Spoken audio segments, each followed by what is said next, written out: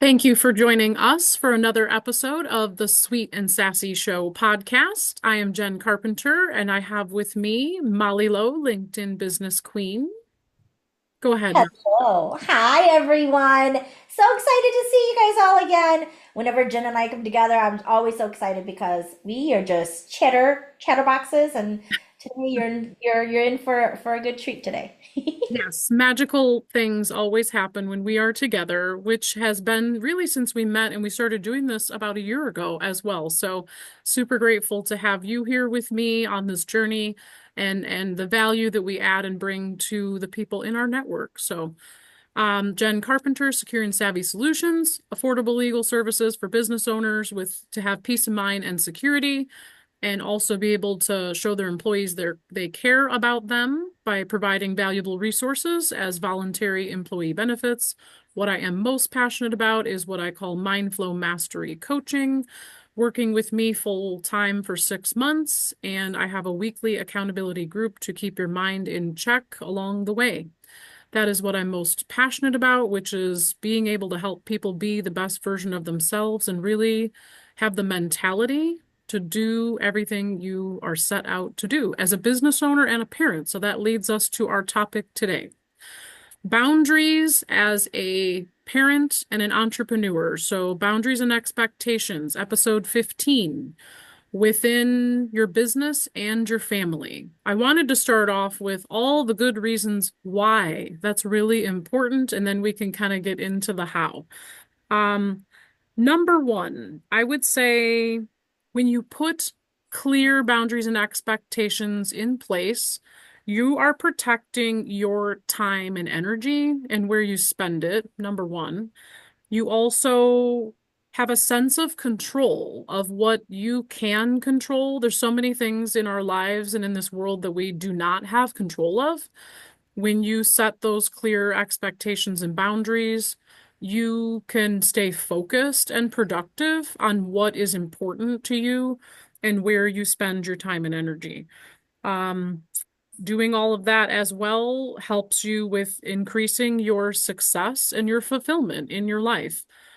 If I didn't know 2 years ago that I was a people pleaser and I never learned to set clear boundaries and expectations personally and professionally, I would not be where or who I am today. That was a very big thing that I had to learn.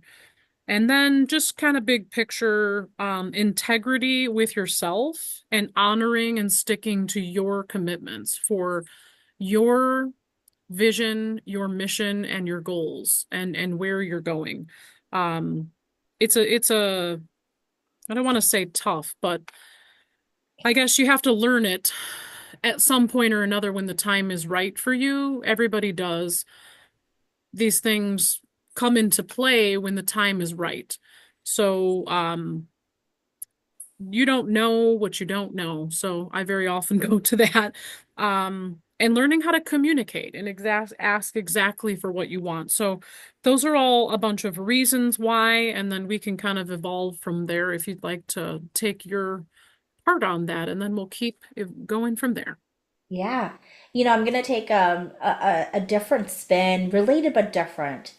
When I think about my own experience from a personal and professional why, the why behind establishing boundaries was because I think that there's many of us as mom entrepreneurs, right? And parents in general.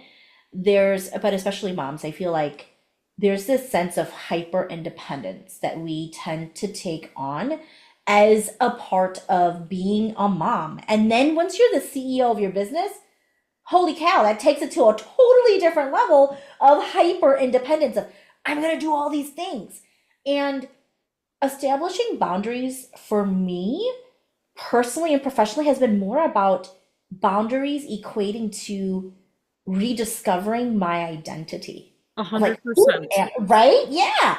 Because it's like as soon as you establish those healthy boundaries, it is about how you identify with your limited time and especially limited energy that you're going to give out to people. So I would say that my why for establishing these boundaries as a mom, as a wife, as a daughter, as a sister, etc., all of my roles that I have in my life in addition to being a CEO and LinkedIn business coach, has been, who am I? Who do I want to be in this era of my life? And to be honest, I am so in my selfish era right now. And I say that in a good way. Who's to say that being self focused has to be a bad thing? And I'm totally in that part of my era, right? But establishing those boundaries has helped me to regain my time back so I can do the things that I want to do to rediscover who I am now that I'm here in my era. So I would say that's my why. Ah, back to everything I was talking to you about before we got on this call. It's all part of my clarity with the message of who I serve and who I am and what I do. And a big piece of me on my journey and what I do for other people in my coaching is helping people rediscover their identity. That is one of the biggest pieces that I've pulled out of all these experiences and expertise. So I love it. And being self-focused is not selfish. It is not selfish at all. And the other part that you touched on is often talk about all of the pieces and all of the gens that I have to be in a day or that I get to be in a day is as a mom. I now have a boyfriend. I was a wife for a long time. Threw that in the Tossed that out the window because I had to rediscover myself, and I Absolutely. did. And I did. And again, I walked away from my corporate full-time career and my marriage after 18 years, one day after another, about a year ago. So, if that doesn't talk about rediscovering your identity and your purpose and setting boundaries and expectations, only doing what is best for you, I don't know what does. Um, and the boss of your business, a daughter, a sister, um, all of those things, all of the buckets that we fill in a day, personally and professionally. Hyper independence. So it's not a bad thing. I mean, well, hyper independence, this goes to control. We don't have to do all the things ourselves. It's okay to ask for help, and you are not any less of a person. You are not a burden. You are not weak when you choose to ask for help. And as a people pleaser quality, it's okay to only do what is best for you. The fact that, again, one of my main mantras is only doing what is best for me is what is best for my children. So the mom guilt will creep in quite often. And you just have to figure out a way to balance all of the things that we're talking about here. So I'll just kind of share a brief story. I felt bad for a moment, and I was able to quickly reframe my thoughts about a choice that I was making and sticking to my word with my children. Okay, so sticking to your word, doing what you say you're going to do, as far as like a consequence with your children, or maybe you could apply this to business too, whatever. I, 2 weeks ago, decided that I'm no longer driving my kids to school, which is an 8-minute walk door to door. You better believe it was 5 degrees out. There was snow on the ground today, and my kids are now responsible for setting their alarms, getting up, getting dressed. I will help them with maybe one thing and walking themselves to school. Well, I got nervous about what other people would think. I got nervous about what my ex would say about it. I got nervous about something happening to them. And I said, okay, well, if something goes wrong, I just am going to let the school know that they're walking to school. And if there's a problem and they don't show up to school, the school's going to call me. So all of the fears that I had, I was able to, within minutes, debunk and make that decision because of the tools I've gained and the skills I've learned on how to do that. Some people would dwell in that decision for a whole 24 hours. Some people would dwell in the fear or the anxiety of it for a long time and not be able to make that decision and not honor themselves to commit to it. So I decided right away, reframe, refocus. I made the decision and I made the commitment to stick to it. And so they have for 2 weeks walked to school. On the first day, my son woke up 6:30, got ready. They made me breakfast. And then when they were leaving, my son said, I'm going to wake up every day at 6:30 so everyone can have a great day like this. And, I went back to my thought of, okay, um, we'll see how long this lasts. That whole thing has creeped in as well, where I tend to have a tendency to fear the worst. Oh, this is going to go backwards. It's not going to work out. But I'm just reminding myself, just stay committed, stick to your boundary that you set, and they're gonna, whatever will happen from there. So that's just a little story about a recent thing that I decided to do, and it was what was best for me, and it was best for them. So not exactly a business topic, but it's the decision making, the process of what you have to do, as a parent. And that's just one tiny little decision that we make in a day, one little experience of all the things that go on in a day as a business owner, as a mom, and all of the things. So go from there. No, I love it. I love it. I love it. I think it's so important that you talk about that because I do think that boundaries first start with your decision. It's a decision. Boundaries don't just come up. It has to be a decision that you make. And I love that story so much of even your children understanding that now this is what I want and this is the kind of day I want to have. What a wonderful way to connect the dots for them that they too are in the driver's seat of how they want to perceive their life and their day and just incorporating their participation. Well said. Yes, yes. And that actually goes into the knowing what you want and asking for what you want and communicating what you want. So at first they were kind of like, what? And I had to just be like, yeah, this is what's happening. And then what happened wasn't actually what I expected. I expected them to be very hesitant and I don't know why I can't think of the right word right now, that not wanting to do it. Whatever, you know what I mean? Not Yep. wanting to do it, not wanting to agree to it. The expectation of what I thought was going to happen was actually the complete opposite of what actually happened. So that was good. I typically would think they're going to fight this, they're not going to agree to it. And I just couldn't believe it that the next day everyone was happy. So I got an hour of my life back, and then they feel more independent Yeah. in their situation. So that just goes to getting clear on what you want and the fact that it's important to ask for what you want, even what you want and need, even if it isn't the norm, even if you think that other people might not agree. Well, I guess I'll just relate it to this. I just talked to Molly before about a really different perspective of what I've learned in business. I've only worked with one business coach. I've only learned one way. I've had other mentors. You take bits and pieces of the things around you. What works for some people doesn't work for other people, and that's okay. But as far as like getting clear on what works for you doesn't work for other people, and that's okay. So in your business, you could take bits and pieces of all the little things that are out there, the classes that you immerse yourself in, the books that you read, and make it work for you. And set those boundaries up for this is the way I do sales. This is the way I run my business.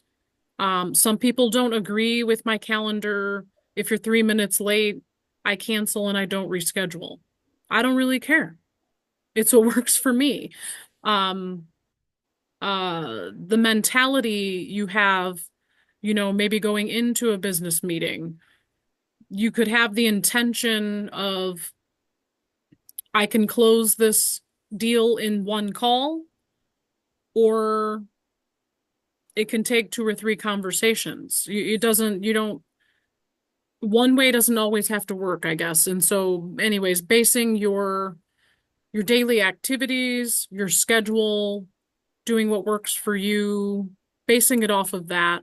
Um, yeah, what works for you and what's good for you is not necessarily good for everyone else, and that's okay. I love that. That is such a wonderful way. I was just gonna say, as I think continue to think about establishing boundaries in my business, right? I practice what I preach and I I talk to my catalyst clients all the time about this is one of my phrases: accessibility to your exclusivity, because you're not going to be for everybody, and how you do one thing isn't going to be the right fit for everybody.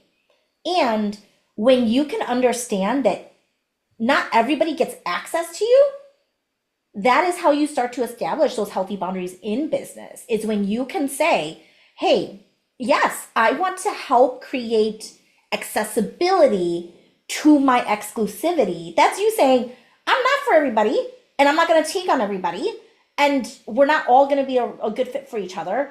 And I only have so much time and energy that I have to supporting my clients and my community, but I will be as flexible as I can be, that's in service for all parties involved. So, yes, I am going to be able to create all of these different lines of accessibility. If, let's say, that you aren't ready yet to invest, that's all right. There's so many different ways for you to still access Molly. LinkedIn Lives, LinkedIn events.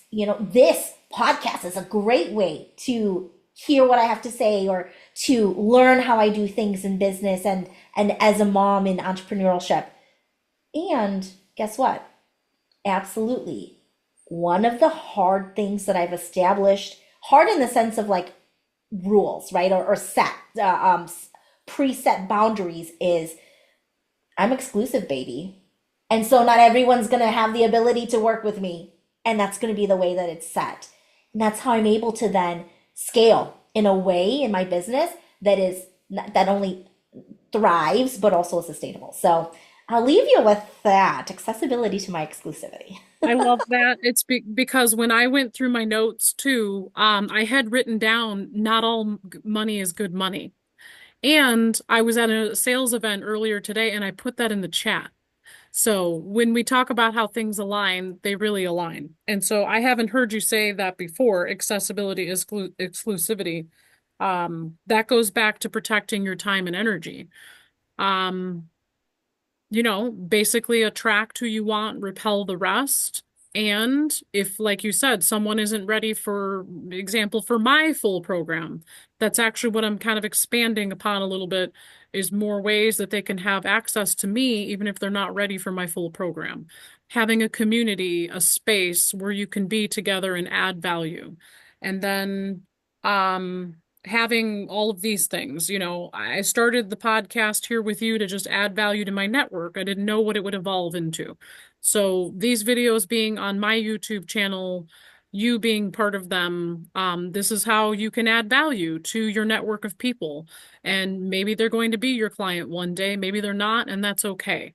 Um, the right people will come to you when they're ready, even if it's years from now. So again, we always go in a direction. I don't expect these conversations to go, but that is a very important piece and lesson to learn over the years of even from my short time in entrepreneurship. So that right there is extremely important.